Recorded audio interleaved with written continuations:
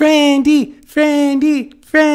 Hello everyone, it's Lel and I'm here wearing my Purple Queen, my favorite purple Cure Macaron, and I even have my Mari plushie here with me to celebrate the arrival of our new purple Cure Friendy in the second episode of Wonderful Precure, which is the theme of this video. Let's talk about it. The first thing I want to say is that Wonderful Precure is being a very surprising season to me, in the sense that I was expecting this season to be a little bit more chill, to be a little bit more relaxing, but at least so far it is very chaotic. It is full of energy. Oh my god.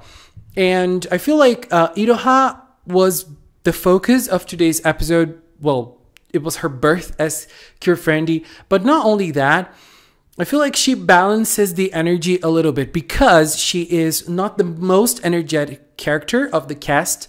I feel like she's in between because we have the most energetic one being Komugi and the least energetic one being Satoru, and Iroha is in the middle, but she has energy. She is not a quiet girl. She is not someone who is timid. She has her energy as well, so I really like it.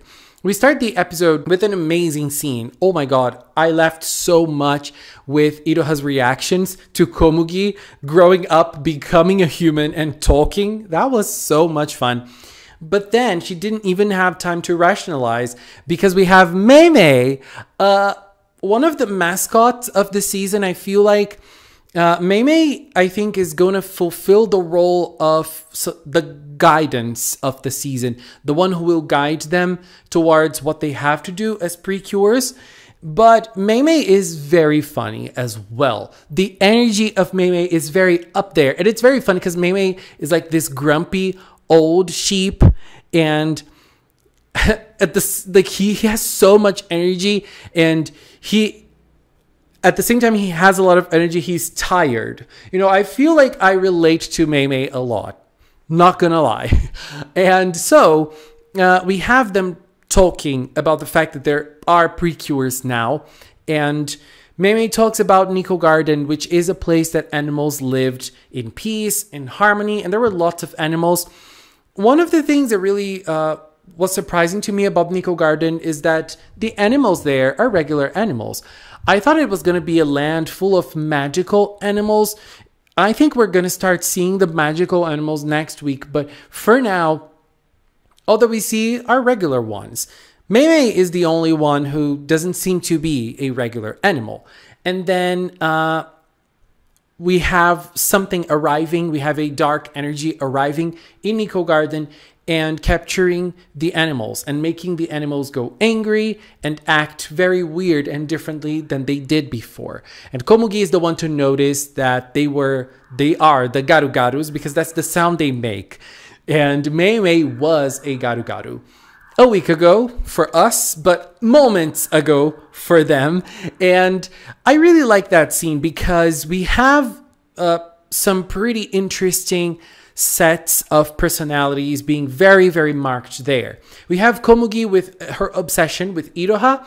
When Mei started saying and talking about the Precure mission, he was looking at the Wonderful Pact, and he was saying that Komugi was the one to do it. And Komugi was like, okay, but I want Iroha to do it with me. And Mei was like, dame! The way he speaks, I love that so much.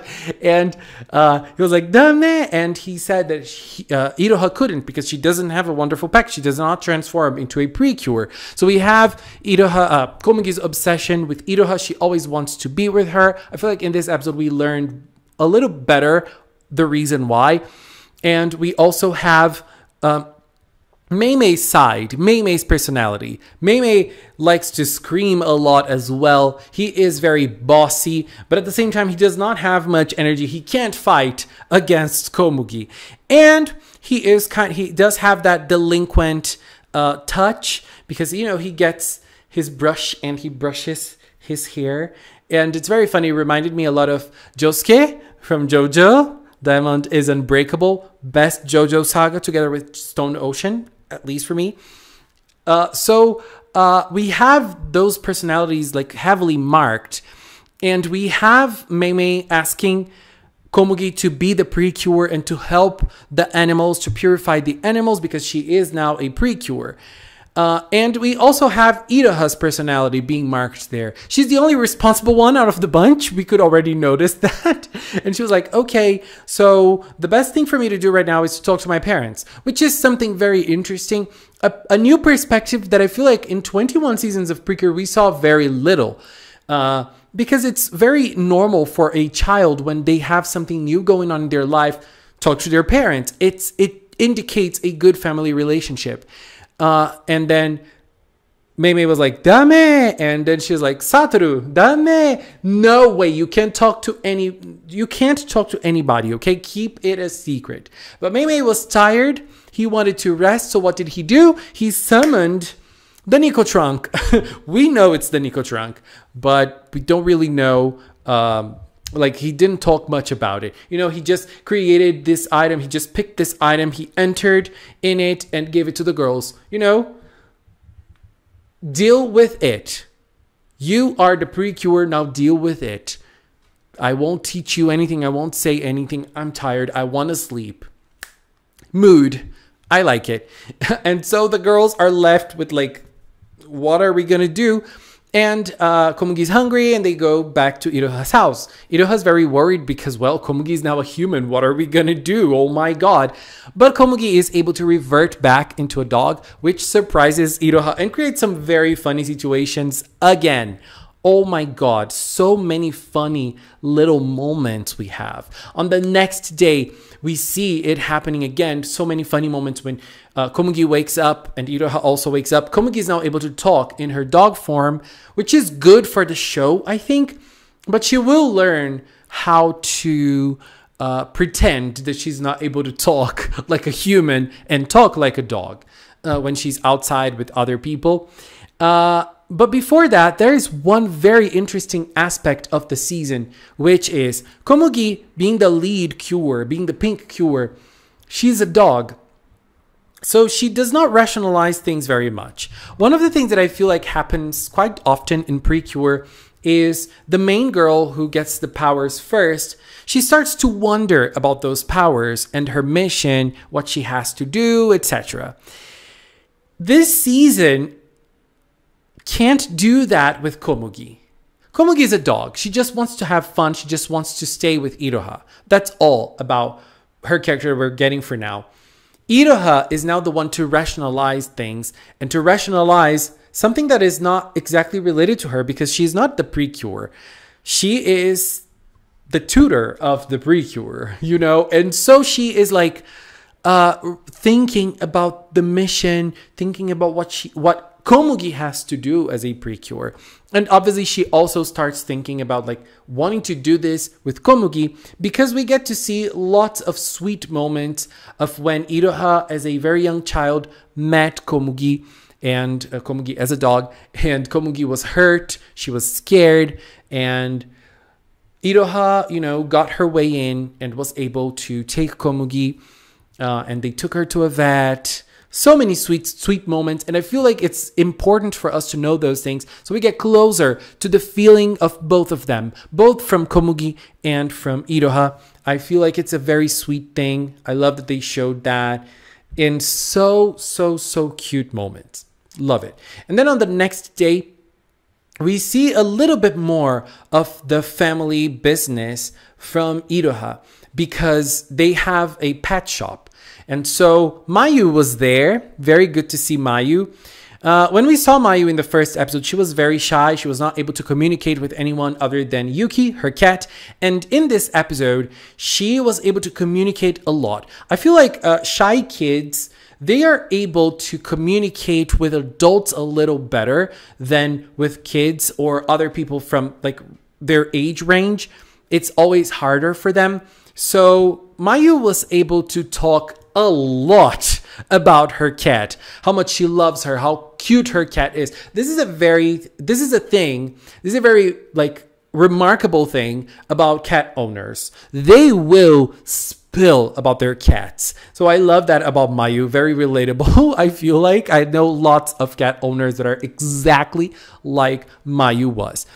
And so when Satoru arrived, she did not want to interact with him. When Iroha arrived, she did not want to interact with her. You know, she is super, super shy. She has this blocking that does not let her interact with other people. I wonder how they're going to deal with that in the future of the show. I'm very excited to see. But then when Iroha and Satoru were walking away, she was watching Iroha. So yeah, she will probably want to be closer to Iroha. I don't know. And one interesting thing that Iroha's dad said, by the way, what a handsome man. Let's say it again. What a handsome man. And he was saying that Mayu is probably more or less the same age range as Iroha. We were wondering as fans if Mayu was way older, but it doesn't seem like it's the case. So Iroha and Satoru start talking. So we have this situation is very interesting because we have Komugi pretending to be a regular dog now, and Iroha and Satoru start talking. Satoru says some interesting facts about animals, about like rabbits and dogs and such, and he starts spitting facts and facts and facts and facts, while Iroha is talking more about her own perspective of things. And her goal is to make friends with lots of different species of animals. And that's her goal. That's her mission. That's what she wants to do in life.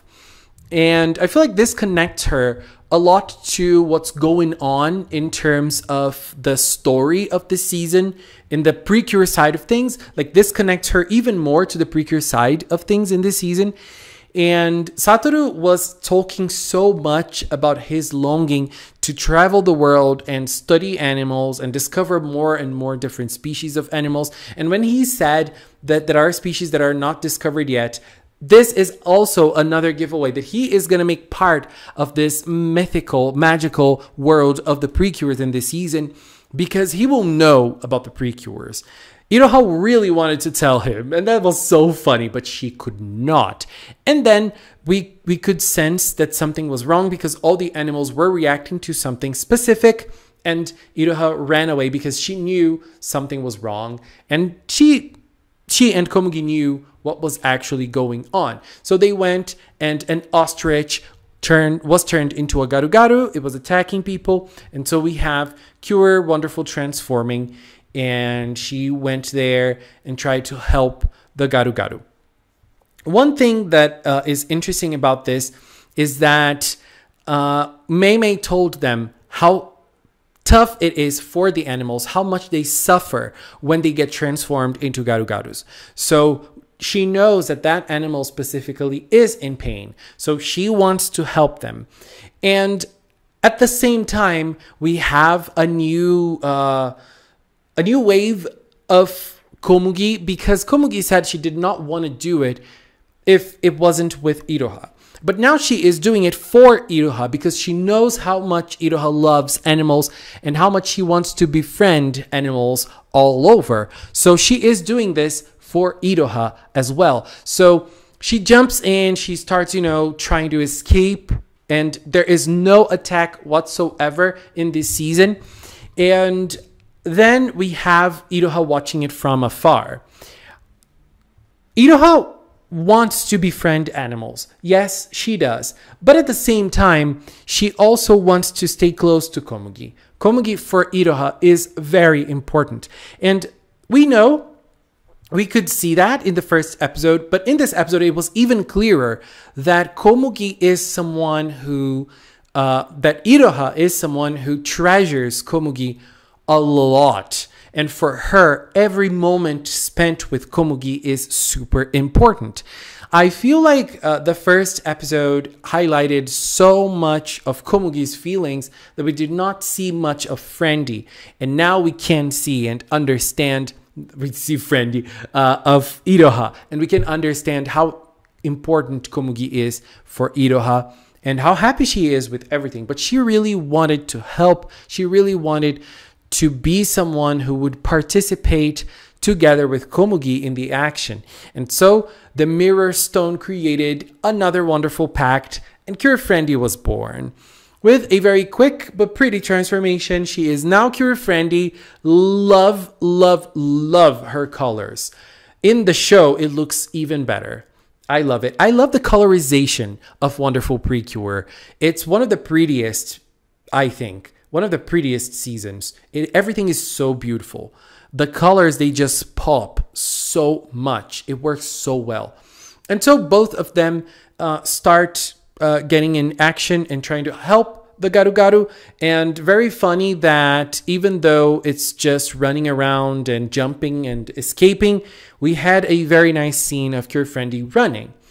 And then eventually they both are able to hold the Garu-Garu and purify it with another powerful hug.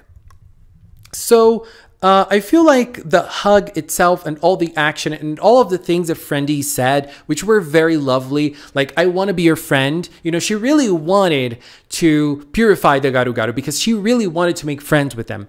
And I think it matches so well with what was established from Iroha so far. So good, like such strong characterization. Oh my god, such strong characterization in this episode for Iroha. I really think it was incredible because, you know, for Komugi, it's a dog, so it's way simpler to work with emotions and everything. And now for Iroha, it's different. You know, it's a little bit more complex, but I liked the way they did it. Everything went super well with her character, and the ostrich was saved and turned into a cunty ostrich. Girl, those lashes, it was everything. But one thing that I have to say is that I am definitely gonna miss the battle scenes. It was fun in this episode. Again, I still think it was super fun, but I will miss the punching and the kicking and the beams and everything. I think it seems that it's not going to be present in this season, maybe in one episode or another when they fight like generals or such, but this is rare.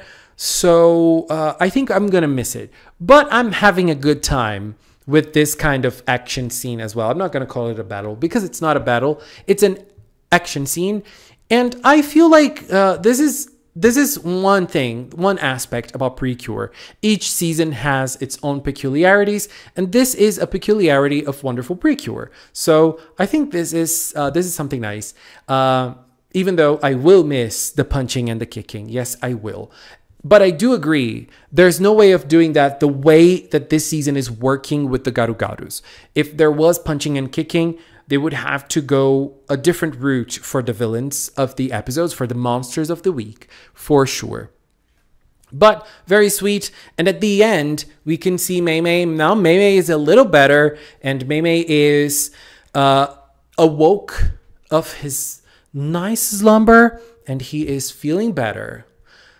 Girl, it's just that grumpy old man. Like, after he sleeps, he's fine. Just need a sip of coffee. Where was Mei Mei's coffee? And Mei Mei was ready, and the ostrich was feeling very tired after the battle. The battle drained the battles and the action, and the fact they turn into Garu-Garus, it drains the animals. And so he was like, okay, let's take them to Nico Garden. They can rest there and they will feel better. And so that's what's going to happen in the next episode, because they're now going to Nico Garden. I am loving this. I feel like this season is bringing a very different feel. Like, sometimes we spend a whole season and we just go to the magical places very late. And now we don't. We see it right in the second episode. Like, not today, but we're going to see it next week. I think this is really nice. This is such a different change. This is a change of pace. This is a different thing. And I am loving it. Wonderful Precure. What an energy. I think we're on to a great season. We're going to laugh so much. We're going to have so much fun. Anyways, babies, this was my opinion on the second episode of Wonderful Precure. Very, very nice. We now have Cure Friendly with us, another purple friend, And I feel like this episode really worked well with the friend thing, because that's what Friendy is about. That's what Iroha is about. She wants to be friends with all the animals. I think this is very nice. Anyways, this is it for now. I want to take this little time to thank the members of the Magical Cinnamon channel. If you are a member, thank you very much for your support. And if you've watched up until now, thank you so much as well. Thank you so much for watching, and until next time, bye bye.